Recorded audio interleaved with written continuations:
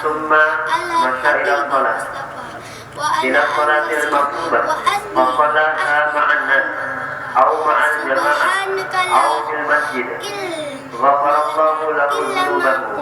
Rawahu Muslim.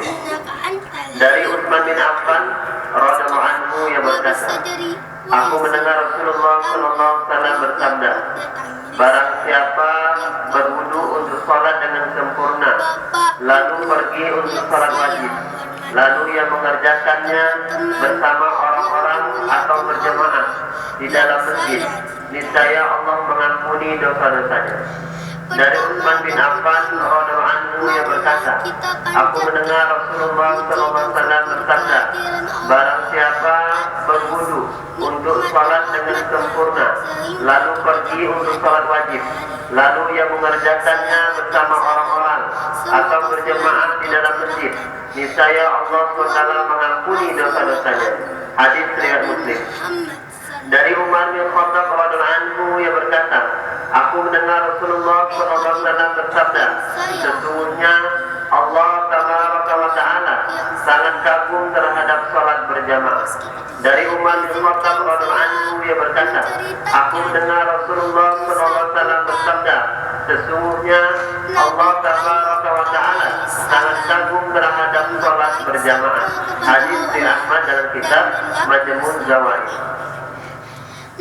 Dari Ibnu Umar radhiyallahu bahwasanya Rasulullah SAW bersabda, salat berjamaah lebih utama daripada salat sendirian sebanyak 27 derajat.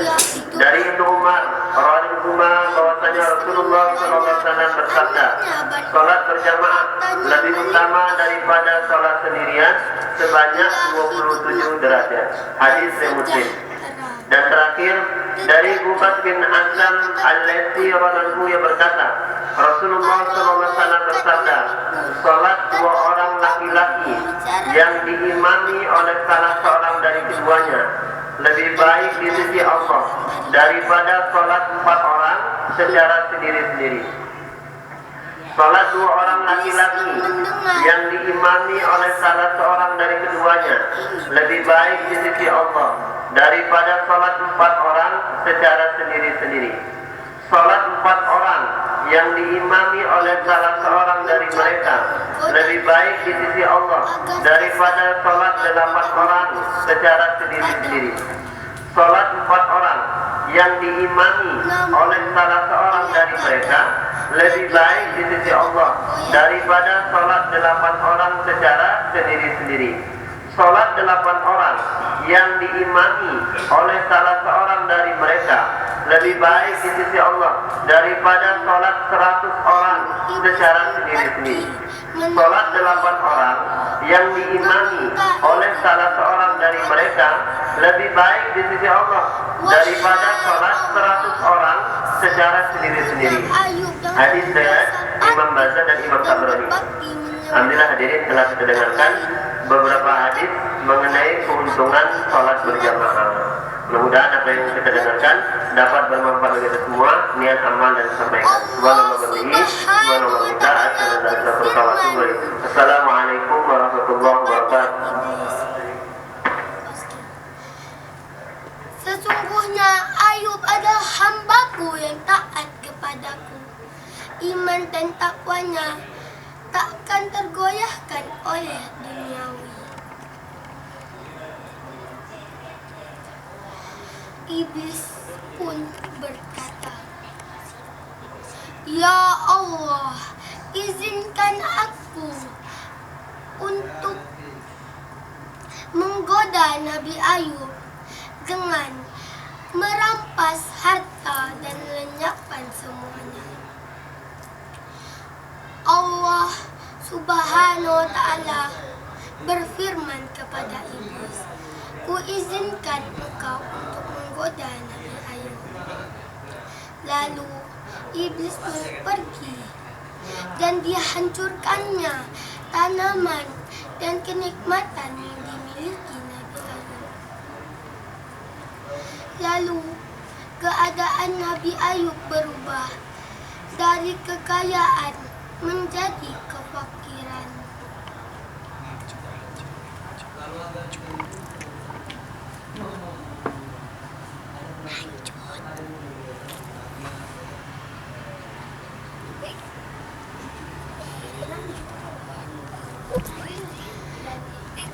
Lalu iblis pun menunggu apa tindakan Nabi Ayub. Tapi lagi-lagi Nabi Ayub berkata, Baru betul. Kami tak pernah ada ke sini. "Oh, ini adalah musibah dari Allah. Aku harus mengembalikan kepadanya. Aku ridho ya Allah dengan keputusanmu." Nabi Ayub pun bersujud.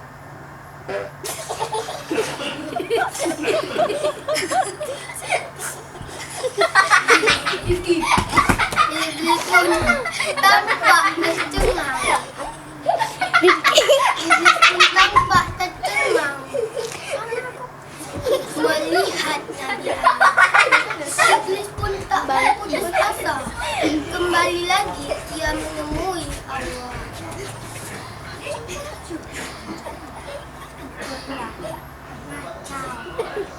Ya Allah, Ayub bersabar. Ya Allah, izinkan aku mendatangi putra-putra Nabi Ayub. Ika ya. Boleh Allah Subhanahu wa Ta'ala pun memperbolehkan iblis untuk berbuat apa saja kepada anak-anak Nabi Ayub. Bolehlah. Lalu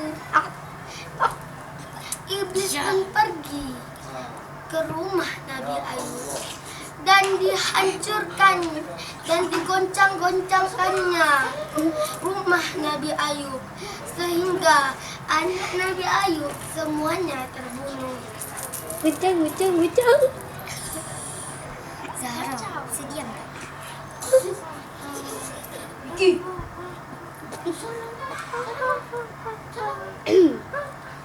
Anak Nabi Ayub semuanya terbunuh. Tapi lagi-lagi Nabi Ayub berdialog kepada Dialog. Allah memberi dan Allah juga mengambil. Nabi Ayub pun bersujud. Lalu iblis pun Ada artis. pergi Nanti menghadap dimasuk ke dalam itu. Ya Allah, Ayub bersabar Dimasukkan karena dalam YouTube, badannya kan? sehat. Ya Rabbi, Laki izinkan masalah. aku Karena laki-laki untuk sekolah aku pun dah. menggoda badannya. Maka niscaya dia akan berhenti dari kesabarannya. Allah pun mengizinkan. Iblis pun pergi menemui Nabi Ayub dan menaburkan baksil ke sejujur tubuh Nabi Ayub sehingga Nabi Ayub menderita sakit kulit.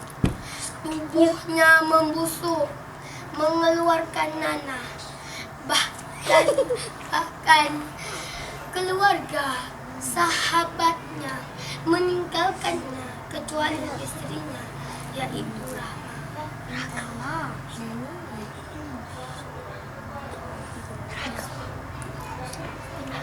Ayub. Tapi lagi-lagi Nabi Ayub tetap bersyukur dan bersabar kepada Allah. Melihat itu, amarah iblis semakin meningkat.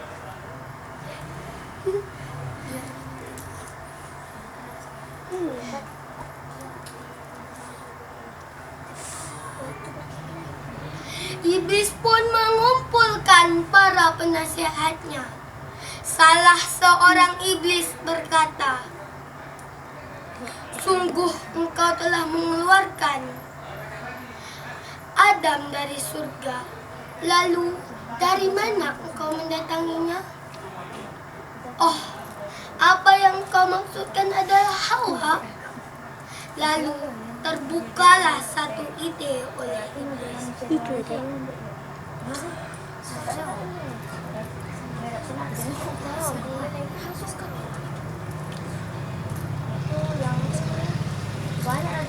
Iblis pun pergi menemui istri Nabi Ayub. dan memenuhi hatinya dengan rasa putus asa. Rahma pun berkata, sampai kapan Allah Subhanahu wa Ta'ala akan menyiksamu? Di mana keluarga, kawan, kerabat di masa jayamu dan kemuliaanmu dulu? Nabi Ayub berkata,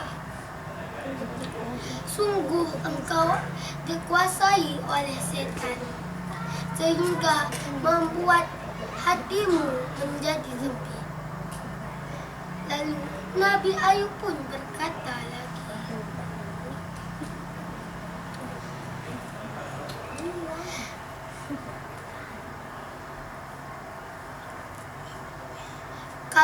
kalau aku sembuh, maka niscaya aku akan memukulmu dengan 100 kali pukulan.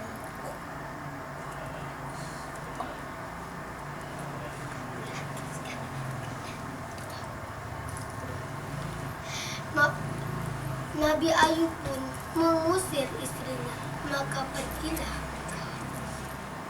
Demikianlah nasib Nabi Ayub yang penuh rasa kesedihan, kesakitan, dan